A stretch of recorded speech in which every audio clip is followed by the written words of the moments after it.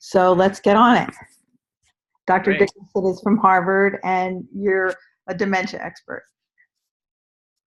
Thank you. It's a pleasure to be part of the group here. And I don't know, I would be happy to spend about 30 minutes doing what is most helpful to everyone. I prepared a few slides, but I don't have to go through those. I'm happy to just talk or whatever would be most helpful and of interest to people. So let me know what you think about that. I think that if you just want to like maybe refer to your slides and just talk about PCA, talk about what you do, and then Sure. after that we'll take questions. Yeah, that sounds great. So we have evolved our thinking a little bit over the last few years because we've been working with people with PCA for about 10 plus years or so. And I think the way I think about it now is when we think about assessing people, evaluating people, many people with posterior cortical atrophy have a few years where they have some gradually developing difficulty with vision of various types. Some people have trouble seeing and understanding other people's faces, but usually it's more like reading, and it often involves some of the sense of space or sense of direction. And so reading is often an early thing that's affected because it requires both complicated visual function and being able to stay on the line of the page or the line of the print as you're reading. So what we usually do is we take a history from a person and find out whether what the problems are that they're experiencing and how those problems have affected their functioning. And this is sort of what we do more broadly in general when patients have a variety of kinds of things, whether they're related to PCA or related to one of the other, presentations that people come to us with in terms of the kinds of symptoms they're having. And so we go through an interview with people, and they report on issues of this sort. For example, there's a woman that we're working with right now who has decided to give up driving because she felt like she couldn't pay attention to and keep track of all the things that she had to look at when she was driving. And she moved to an assisted living community because she was having some trouble managing her stuff and her medications because it was just tough to see things clearly. But she is quite capable of sitting with us today and engaging in a high-level discussion about what's going on with her. And as we talked with her, we figured out that she also had trouble seeing knowing who people were from looking at their face. And so the way we're thinking about it now in general is that when you take information in from your eyes to your brain, it goes, and I think this has been discussed some in this forum before, but it goes back to the occipital lobe in the back of the brain, and some of it goes down into the temporal lobe. And what that does is help you understand what objects are that you're looking at, including specific objects like faces and who those people are that you're looking at. And so this woman has trouble with that because she can look at someone and it's hard to imagine what she's seeing, but she doesn't see what we think of as an identifiable face. And so I took a picture of her and our speech pathologist and her son and a couple other people in our office at the time and mixed them up, and I showed them to her, and she could not tell one from the other. When I showed her a picture of herself, she thought it was our speech pathologist. So, but then when the person speaks to her, she knows exactly who they are, or sometimes when she sees them walking, she can tell exactly who they are. So it's a very specific problem accessing her knowledge of people by looking at their face. And so that's a specific problem that we think of as part of the what's called the what system that helps us identify what things are when you look at them.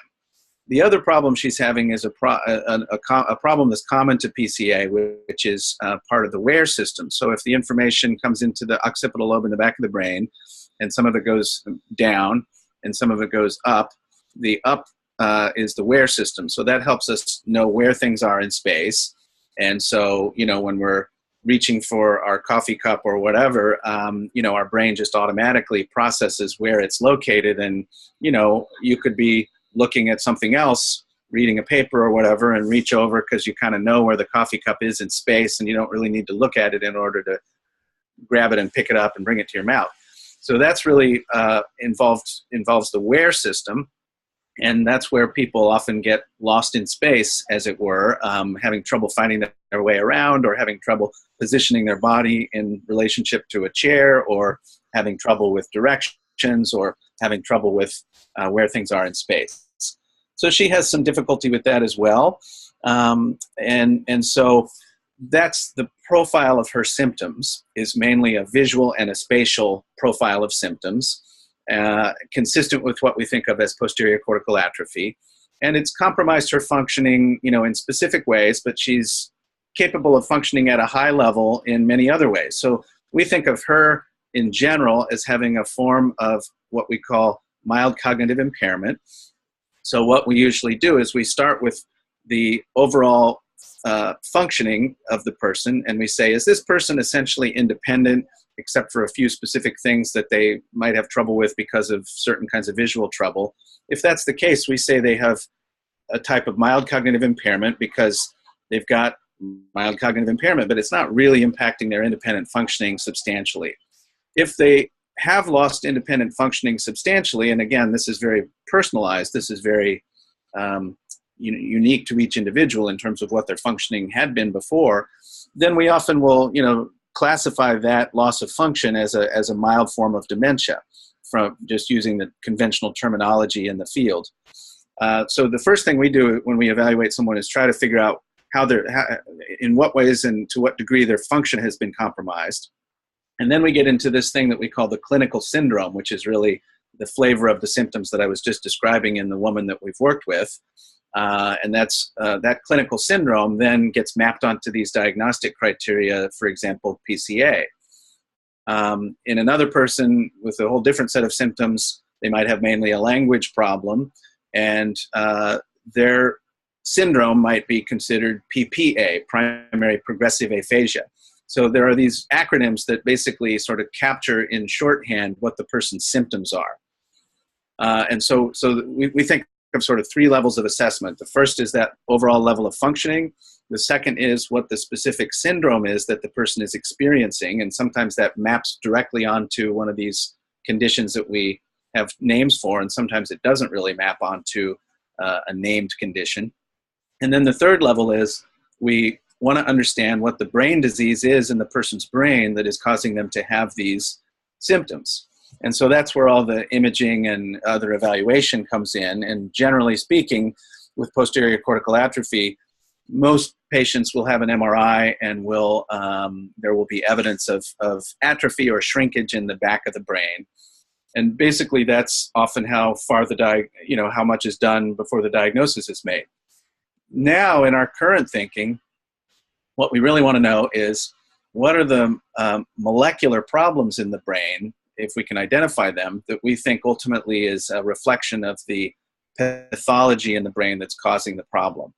And even though statistically we know that most people with PCA, the pathology is an atypical form of Alzheimer's disease in the brain, I think part of why I'm talking about this in this much detail is that we're trying now, more and more, we're trying to separate the clinical syndrome and the level of functional impairment that it's caused from the disease in the brain, because it used to be and still is the case that many people will just lump all that together under the rubric of Alzheimer's disease. And I don't think that's so useful, because even though it's a shorthand for many people, it doesn't really tell you what the person's symptoms are and what their needs might be and what their strengths might be that they could draw on to try to compensate for the problems they're having.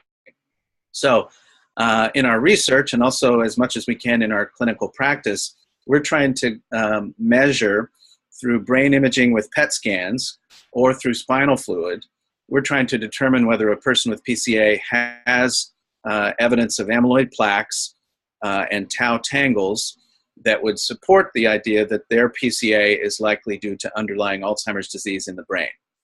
In maybe 10, 15% of people, it's not.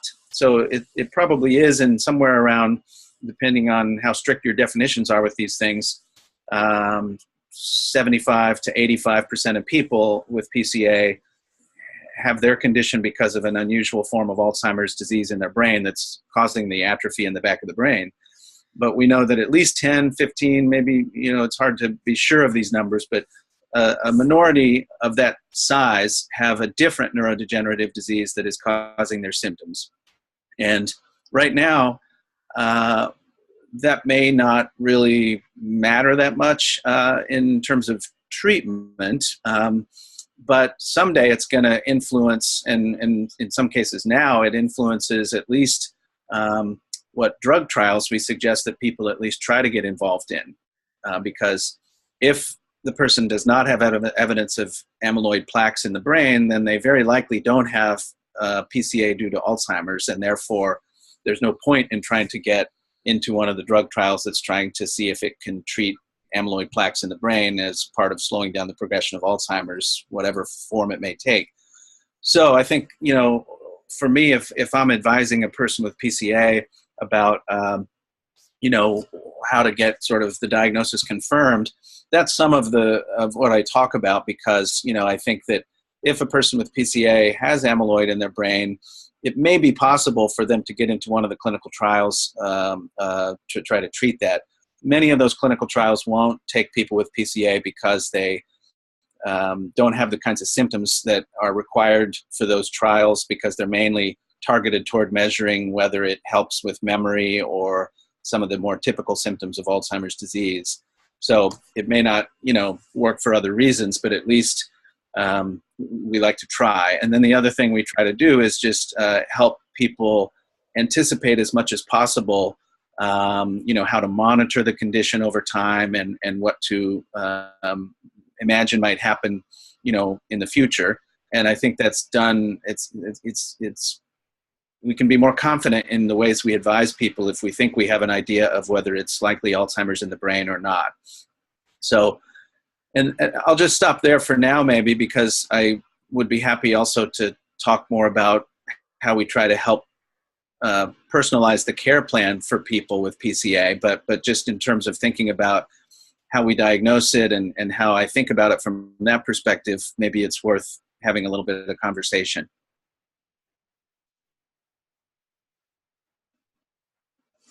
I can't hear you. Okay, can you hear me now? Okay. Yeah. Could you talk about you're talking about stages? So what I've been noticing from the very different types of people, and they're talking about their symptoms. Why? First of all, the question is, why do some people have visual dementia as opposed to other types of dementia? I don't know if the research has gotten there yet. And then secondly, how does it progress? I mean, you know what I mean? Like, and is it always the same in everybody? Because it seems like the symptoms are so variable. Right. Yeah, those are great questions. I think, the simple way to think about it is, to start with anyway, is that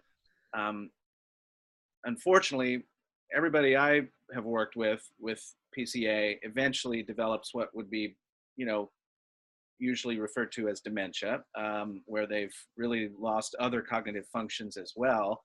And the question that you're asking really is, why is it that some people, as they progress into a condition that affects more than just vision, why is it that some people have a lot of troubles with language, other people have a lot of troubles with memory, other people have troubles with mood or behavioral symptoms like depression or anxiety, or some people will develop hallucinations or delusions where they believe things that aren't real. I think of that as sometimes a reflection of being kind of cut off from the world, in a sense, from your senses. But it's probably not that simple. So we really don't know why different people go, down different routes of progression. But in general, I think most people with PCA, one thing you can say is most people with PCA are more aware of their symptoms than many people with other kinds of dementia are. And so I think that they should be part of groups like this where we're including people in trying to understand their condition, and you know, involving them in all of the discussions in ways that, you know, might not typically be done with some people with Alzheimer's or other dementias, where they don't realize they're having the kinds of problems they are. That being said, some people with PCA also have compromised insight or awareness into their problems, even though in general, I think many people have fairly preserved insight, for at least for a while.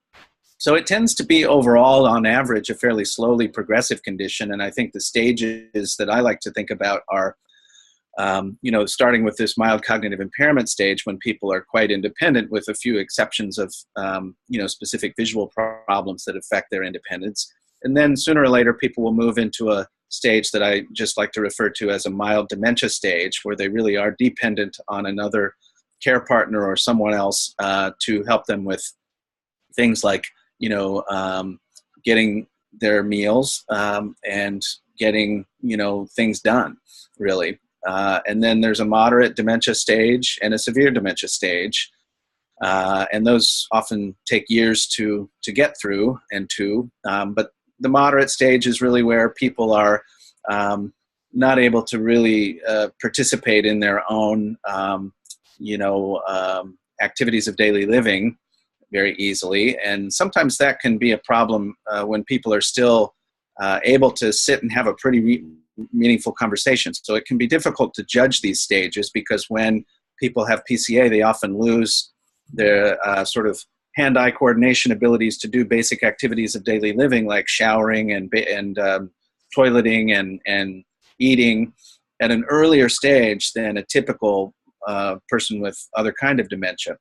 So just because people have trouble with those things doesn't mean they're at a moderate stage of dementia. I often try to figure out, you know, how much is the person able to engage in a meaningful conversation about life right now, you know, and if the person has lost the ability to do activities of daily living independently, and they can't really have a very meaningful conversation about the world around them or their life as it is now, that to me starts to get into what I would call a moderate stage of dementia. And often the visual symptoms are very prominent throughout, but the other symptoms come along and start to catch up a little bit. But the person is typically much more visually impaired than a person with regular Alzheimer's or another kind of dementia would be at the same level of function. And then there's a severe stage, and you know, we can talk about that if we want to.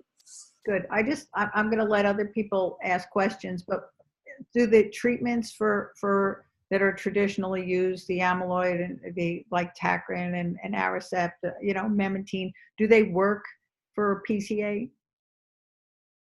Not very well. I think we all use them at some point in the process, and we try to judge whether they're helpful or not, and it can be difficult to tell. Sometimes we just keep them going because we hope they're helpful, but we're not sure how to measure that.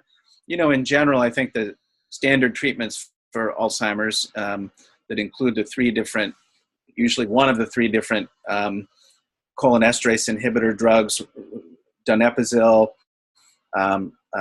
rivastigmine, and galantamine, also known as Aricept, Razidine, and Exelon.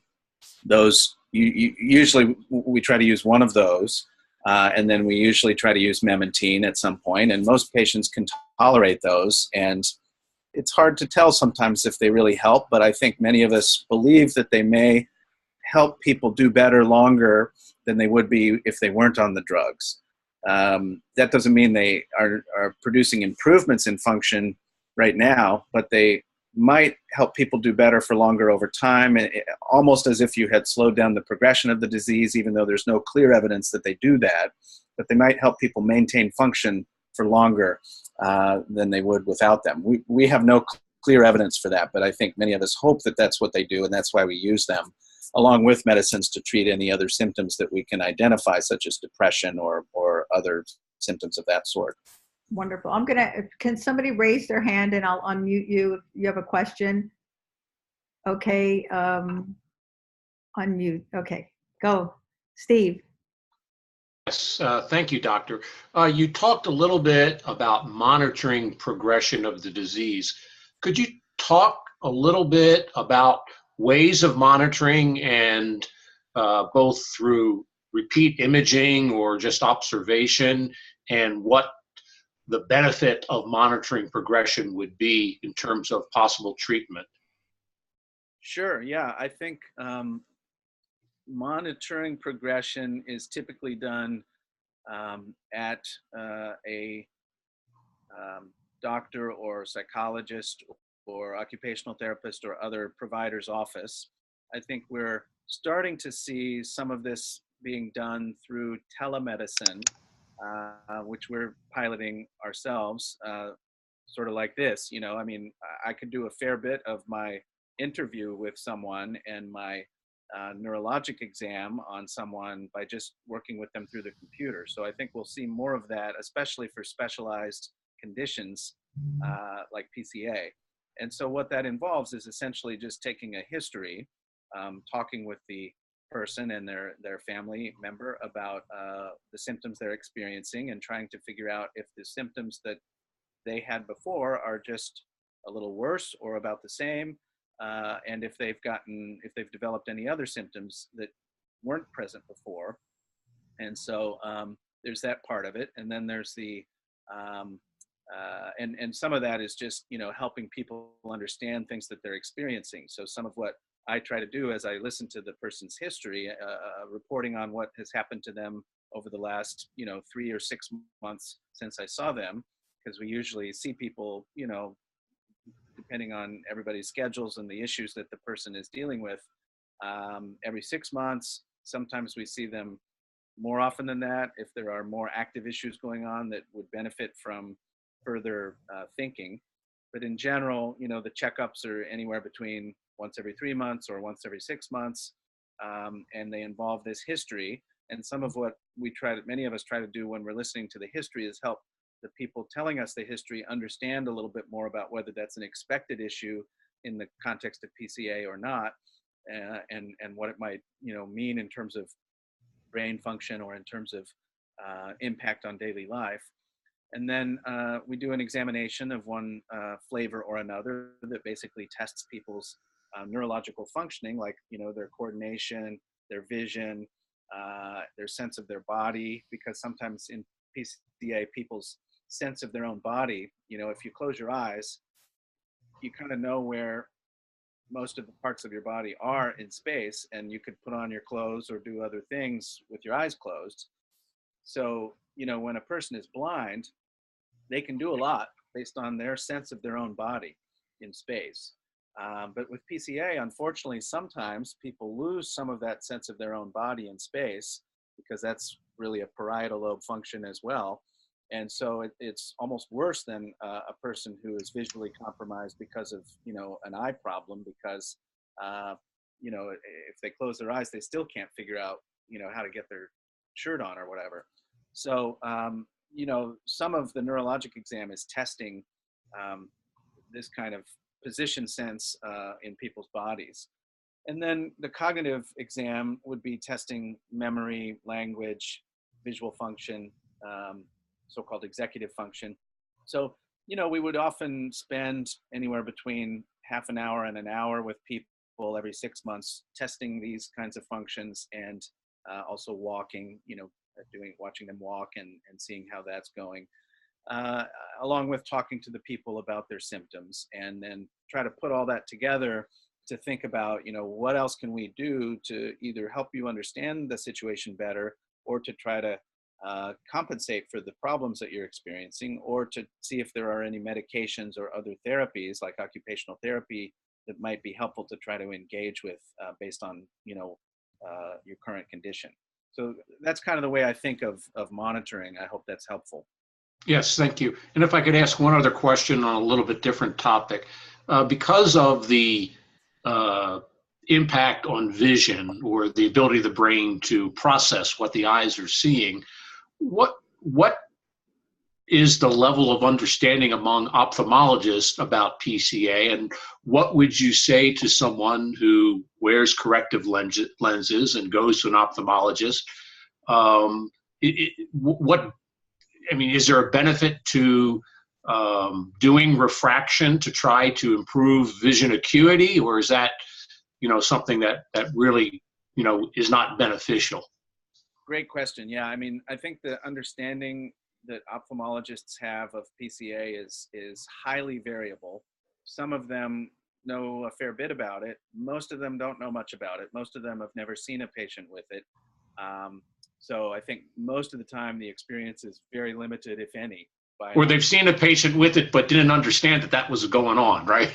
Yeah, that's very common. Yeah, and so they don't always get the feedback later on that was what the patient had that they weren't sure about for a while. So we always try to loop back to the ophthalmologists that people have seen in their journey with PCA after they've come to us, and sort of we've ultimately figured it out, because I think we take every opportunity to educate people, and that includes ourselves, about all of this. So, I think that some patients have problems with vision that can be helped through certain kinds of lenses, whether they're traditional prescription lenses or whether they're things like prism lenses. I think usually those don't help that much in my experience, but I think it's usually worth a try. And I think ultimately some combination of a neuro-ophthalmologist and maybe a vision-oriented occupational therapist, if any of those specialists are accessible in your area, can help you determine whether vision correction of one sort or another is really likely going to be helpful. We have another question from Cecil. Hi, Cecil. Hi. I will beg you to mute me and unmute me. I can't find it on the keyboard. Hi, I got symptoms. Okay, anyway. We're talking about a lot of stuff, and I don't want to get in the way of it, but we touched on personal care and those things that folks that are struggling with symptoms are able to compensate and find help for. I got a lot of help from services from the blind. The 6 months of cane training, right? But the thing is, it took me a while to get some things back. I've had symptoms since 2012, and then before, but July 2012 is when I got diagnosed. I lost my ability to do calligraphy. I got it back. Because if you have a horizon, the hand's still there and you can write. Same thing with quilting. I used to quilt. With some effort, I was able to get that back. Okay, it takes me an hour and a half to thread a needle. It can be done. The thing is, okay, there's looking at it, being able to see it, and then getting it wrong. And that's what yeah. So my question is, when we talk about this cognitive loss, right? And we talk about the hallucinations and the delusions and so forth and so on. I'm starting to really experience this. Okay. Yesterday, I crocheted a pair of slippers. I went to pieces. Had to go to bed for 4 hours. It took me all the way, and then 3 hours more to feel normal. And today I'm finally balanced out. What does that mean? It means I'm coming right up close and personal with having to find personal ways to deal with what I already know isn't right. Are there any other therapies that might assist me through this and I see it as a change, but I've been proactive. My background is special ed, so I get on top of it the quickest I can. But from here, I'm noticing this is always, there's reading about it, and then there's going through it. So, are there any other therapies that I can get involved with that might help assist me through this period of real cognitive confusion? Yeah, I think the kinds of therapies that may help people are therapies that are focused on strategies to compensate along the lines that you're talking about. Those tend to be offered by occupational therapists, speech pathologists, physical therapists, and usually, go beyond just, like, an occupational therapist may actually work on cognition to some degree, because they're really interested in what things that you are trying to do are you still able to do, and how can you possibly do those better, and it may be that they try a bunch of stuff with you over time and don't get anywhere, or it may be that they try strategies with you and together you figure out something that works more efficiently than the way you had been doing it before to accomplish the same goal. So I think in general, most of us in the field believe that those kinds of therapists are the best ones, or therapists of that type in general are the best ones to try to work with to accomplish the goals that you're talking about. And sometimes psychologists or neuropsychologists are also involved in this kind of work. It does vary to some degree by who happens to be in your local area and who you learn about, which is, another thing that I think everyone's trying to figure out how to make more efficient, is how can you find out about the resources in your area in terms of expertise that people might have in working with people with PCA. Yeah. Cecil, thank you so much. Where do you live, Cecil? End of the world. Yeah. Washington State. Okay. Oh, we actually have some people. I'll make sure we get in touch with you about that. But yeah, this is coming to the forefront. I'm doing all right. It's just this is all new. Yes, of course. Any other questions out there? I know we're kind of, yes. Go ahead, David. Hi, David. How are you? Let me get you. The question I have, can you hear me? Yep. Oh, okay. The question I have is about mental exercises. Should we actually be trying that, and what do you recommend for that? In other words, I know visually you can't do puzzles and things like that, but is there things that we ought to be doing for Shirley as far as exercises in the mental area as far as memory goes? Because she's starting to get into short-term memory loss, and we're finding, we tell her what year it is, like yesterday, and we ask her today, and she doesn't remember what year it is. So is there any kind of exercises we ought to be doing?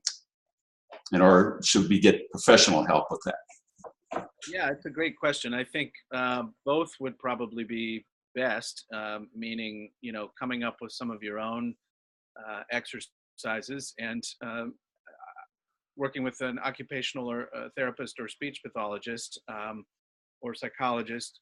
I think the kinds of exercises that I believe are actually best to work on are not so much, computer training as it is activities that are mentally stimulating that you can do with other people, like play games of various sorts, or talk about either a book on tape or something that the person is able to enjoy, whether it's news or whether it's sports or whether it's music or whatever it is.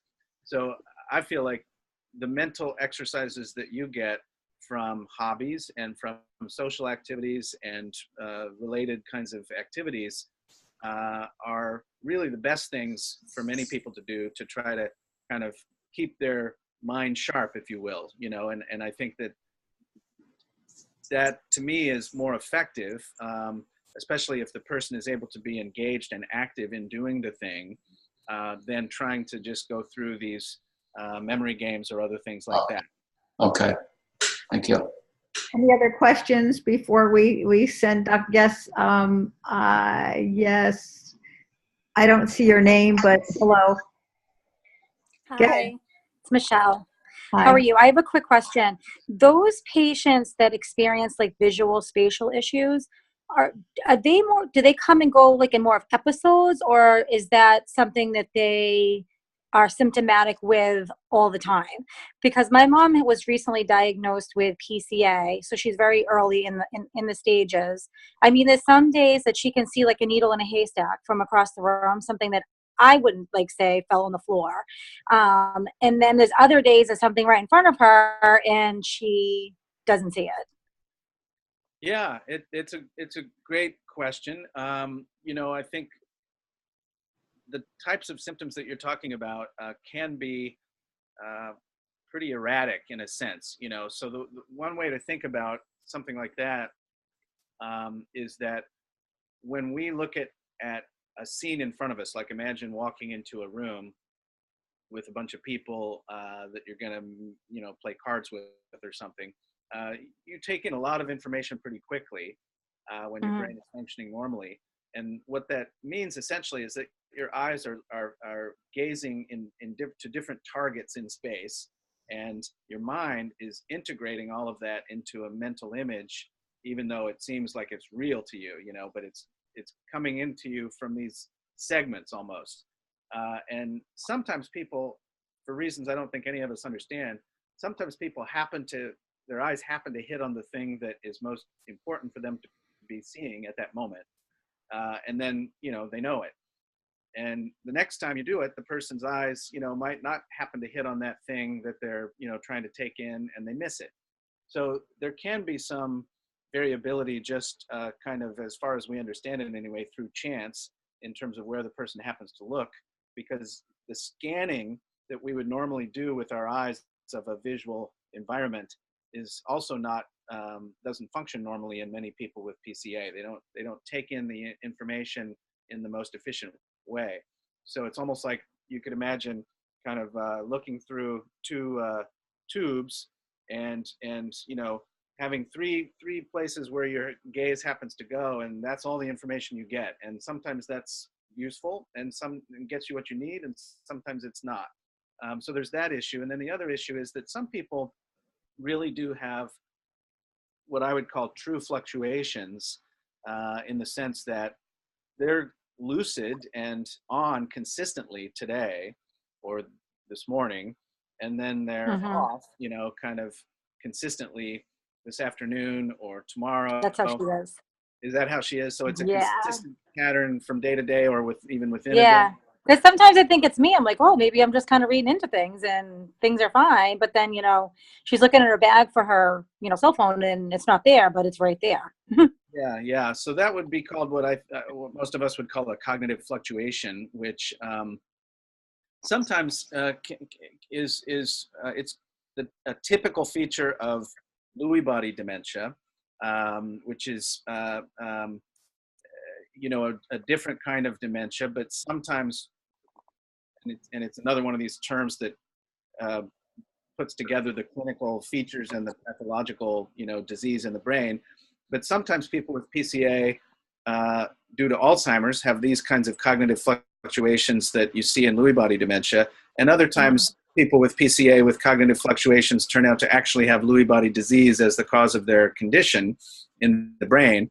So, you know, it's a little bit complicated, and I don't know that we need to, you know, try to understand it at that level. But I think it's a symptom that I think is fairly common, and would be a real symptom of the disease that we don't understand very well, that somehow reflects changes in brain functioning. And I think the challenge, to me, the challenge of it is if the person has those lucid days, those days where they're more sharp, how can we maximize that? How can we access that more often? Is there a way to do that?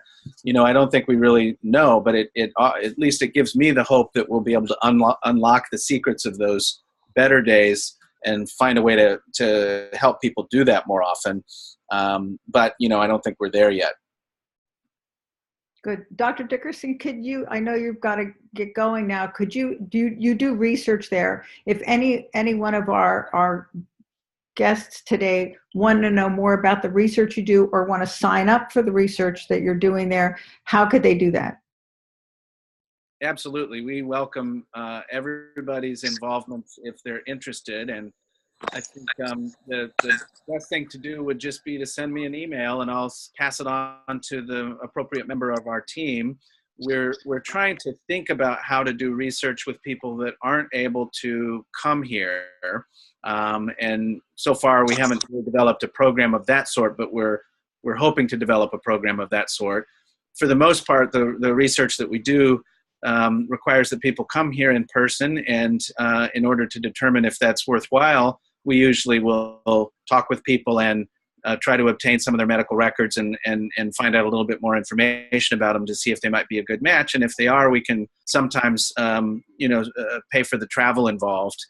So we would welcome people's outreach, and I applaud you all for being part of this group, and thank you, Jamie, for facilitating it. And we would love to connect with anyone that feels like they want to connect in any way. And I think that if nothing else in this community, we need to find ways to connect with each other. And I appreciate the fact that you're making that happen here, Jamie.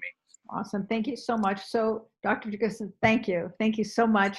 And anybody who pleasure. Get in touch with Dr. Dickerson, please just email me through the PCA support page or on Facebook. So thank you. Yeah, that'd be great. Feel free to share my email with anyone, Jamie, and send me any message, and I'll answer it, or I'll pass it along to the appropriate team member so we can get back to you, because we'd love to, be able to help in any way we can and partner with people in ways that would be useful. Wonderful. Thank you.